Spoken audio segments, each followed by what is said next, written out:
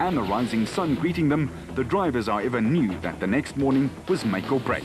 Day 4 and the final day of hard racing dawned crisply and rather coolly, but the men still left standing in the 2007 African Heritage Cross Country would need all their smarts to get it back to the finish line to get the points they needed on the World Series log. For the final time, crews and drivers made sure that everything was ready to be broken just one more time. Yeah, no, definitely. We've learned a lot. This race is so much different from the other races. You've got a little bit of everything here. You've got very, very fast sections here, faster than any other race. And then you've got the forest sections and the mountain passes. We've got a lot of experience from this race. And that's the only way to learn. For the Delmas lads, there was a scary moment or two. Ja, ons het nie baie probleme gehad. Ons het op 'n stadium met ons bietjie brieke verloor daar by een van die bergpasse en goeders af. Toe het ons maar weet bietjie gepace, stadig gery en gevat tot by DSP en dan is weer die brieke reg opmaak daarso so. Ja, andersins ag nie regtig moeilikheid nie, ja. In the Rurikon Cup, there was a surprise for David White at interview time. Okay, so I didn't know I was leader of the pack until now. I thought Kuko was past me, but apparently with the time difference, I'm still ahead to about 35 seconds. And we're just going to push again and keep it on the road. There's not much 250 k's we have to do today, and we're going to go out flat out and enjoy it again and just try to keep the car on the road and not like yesterday all over the road, but we'll try our best. The Norwegian Tollefsen, with his overly developed sense of speed and adventure, was battling to hold back, but on the last day, he was determined to do it right. I think the biggest problem is just to hold back, because I said I was going to hold back yesterday, and it's a very great temptation to just race as always.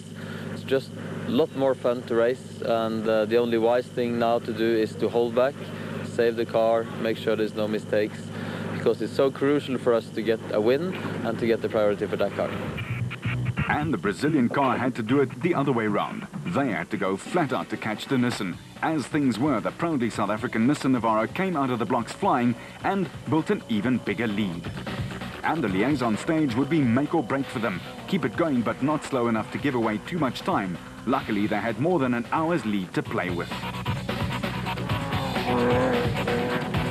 Early on, the crew of Nobra and Palmero gave it stick and tried as hard as they could in the X3 in the colors of the X-Raid. But this very experienced team unfortunately had disaster lurking for them not long after these shots were captured. The old adage, don't count them before they've hatched, was probably coined for off-road racing.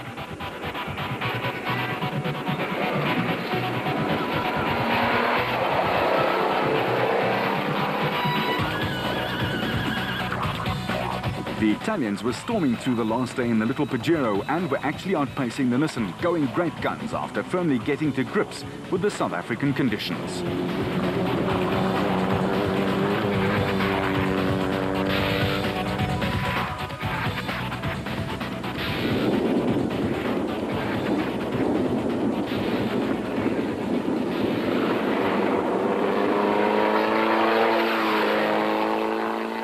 The Whites and their back turned up the heat and were obviously having a fun time. David was probably still smiling under that helmet of his as they blazed by on their way to the second fastest clocking of the day.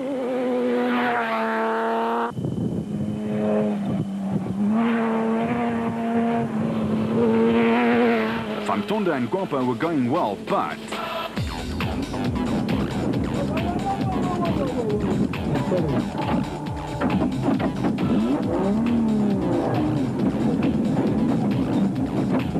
at least they corrected it. Still, they set the fastest time of 3 hours and 21 minutes, the quickest of the fourth and final day's racing. They were very impressive in amongst the internationals, proving that they could hold their own very well. But they did wrong slot a few times on stage 4.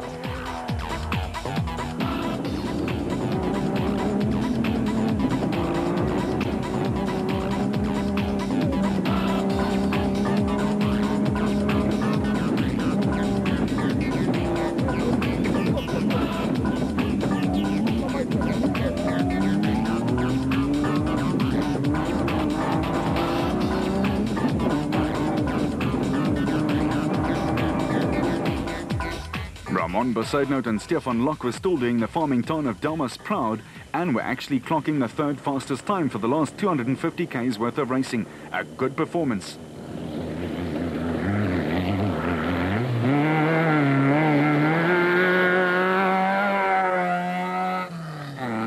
But there was a big scare for Tollefson and Quinn. They hit a cow a few k's out from the finish, lost their bonnet and almost lost the radiator, and had to nurse the Nissan through to the line. It was sounding a little worse for wear.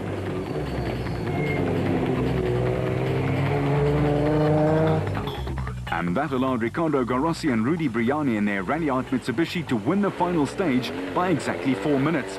But in the greater scheme of things, it made very little impact. It was, however, a great moral victory for the visitors from Italy.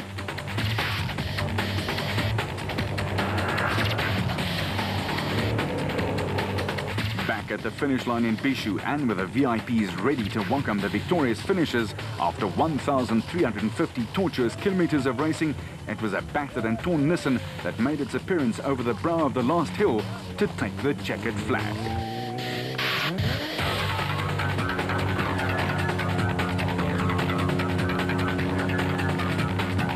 The Rally Art Divisione Fioristrada Italia Mitsubishi Motorsports, to give the team their correct name, brought it home next, completing the distance in a tad over 21 hours. But the bubbly went to Tollefson and Evans, who made a feast of it, and Tollefson was standing downwind. Ruacon's David and Gary White comfortably won the special invitational class in 19 hours and 50 minutes with a fine run, with the Ford Ranger right on their exhaust and 2 minutes quicker overall. For Tollefson, getting to the dairy early almost spelt disaster. Yes, we around the corner, cows, as so many times before, but this time they were a lot closer, and we braked and steered and did everything we could to avoid it, but hit the cow. And unfortunately, the cow is dead. I think that's the first animal I've ever killed. I don't like killing animals. But so we carried on to the end of the stage and saw that the temperature was coming up. So we stopped and got in like a blind plug. It helped us. We were late for the next start. And then we drove through very gently, stopping the engine, downhill, rolling. But they got it there in one piece, almost. After a MacGyver job, it was a close call for co-driver Quinn Evans. Yeah, it was close. We were hoping that there wasn't very much damage, but as soon as we got out, I could see water. And obviously that meant we had to stop and make sure we did the best job we could of plugging it up. But yeah, very, very close. The Italians were smiling broadly and then admitted that it wasn't really that tough. Yeah, finally, thank you very much. It's not very, very difficult, but our mission is finished. A tough day, tough race. A very beautiful race, very completely different legs. Absolutely interesting. I hope that in Europe next year many drivers join us in this race. Would you like to come back next year? Absolutely. For race and for holidays too, because South Africa is fantastic. Van Tonder and Guapa celebrated the invitational win, and for Ford, it meant one more trophy on the mantelpiece. We're really glad that we do the race and did the race. It's really fantastic, and we want to thank the organizers for giving us the opportunity to do this race.